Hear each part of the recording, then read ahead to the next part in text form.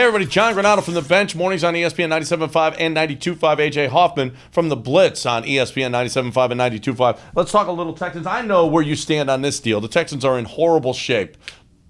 Better off, though, in the very near, let's say from here to the next 5 years or so. Texans or Cowboys? Well, 5 years is tough. I think it's probably the Texans if you're talking 5 years. If you're talking the next 1 to 2 years, I think it's the Cowboys. And a lot of it depends, in my opinion, on what the Cowboys do at quarterback next season. The Cowboys they may end up with a nice luxury of choice of either paying Dak or drafting a quarterback in the top 5. That's something that the Texans are locked in at quarterback, which is a nice benefit to have. The other thing that I would say is a Texans advantage is the unknown at coach. Because there is the chance that the Texans could hire the right coach. I don't think the Cowboys hired the right coach. I don't think McCarthy is an answer. So I think they're in bad shape there. But the roster of the Cowboys is certainly better. They've got some good talent there. They've got a number one running back. They've got a number one wide receiver.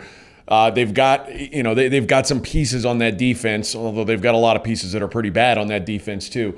I would say short-term Cowboys, but I like you're talking 5-year window. I like the upside of the Texans because they could hire a good coach. Well, I don't think if you want to know the truth, I think you're talking about 6 of one, half dozen of the other. They have done nothing since the Texans have been in the league. They don't win playoff games. They don't do anything. I think their leadership is not good. They don't have a general manager, a real general manager, a real football person. They've got Stephen Jones. They did it right in building it with the offensive line, but that offensive line is pretty much gone now. It's withering, yeah. Yeah, I mean, Tyron Smith and Frederick's gone, and Martin's old, and I mean, it's just Leo Collins is good, but when he's healthy. But what are they built on, and what are they doing? They don't have. You're right. I much prefer the Texans situation at coach right now. We don't know. He's going to have to fire his coach after just 1 year. If he does that, we shall see. So, yeah, Mike McCarthy wasn't the answer. They don't make good decisions there. They don't make good decisions here. I don't know which style is better. The one with Cal or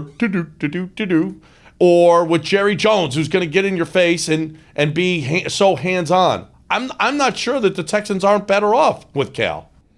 Yeah, I don't know. I don't know what's better because we haven't seen enough of this Cal. And honestly, I think that Cal making the move to fire Bill O'Brien, I mean, I don't think anybody would argue that it was a bad move. I mean, it was obviously a good move. It's just the first move we've ever seen him make as an owner. So I don't know how hands-off he will be.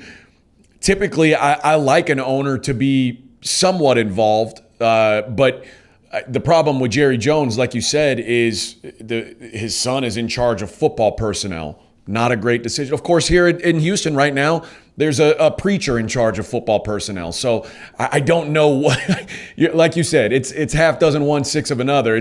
Neither one is a good situation, certainly. Well, we've been going over who are the Texans. What's the team to compare them to? Jacksonville, Detroit, the Chargers. If you want to know the truth, they're the Cowboys. Since the Texans have been in the league, the Texans have more playoff wins.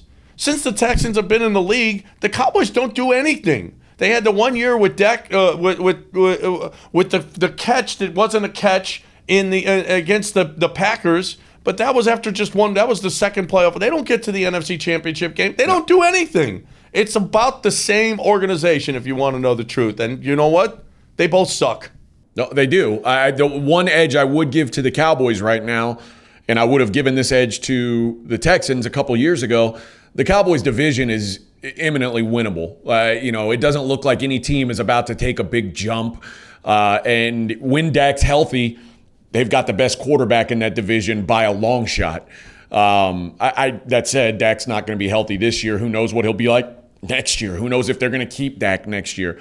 The AFC South has gotten a little bit better. The Titans have proven that they're pretty solid despite some defensive woes.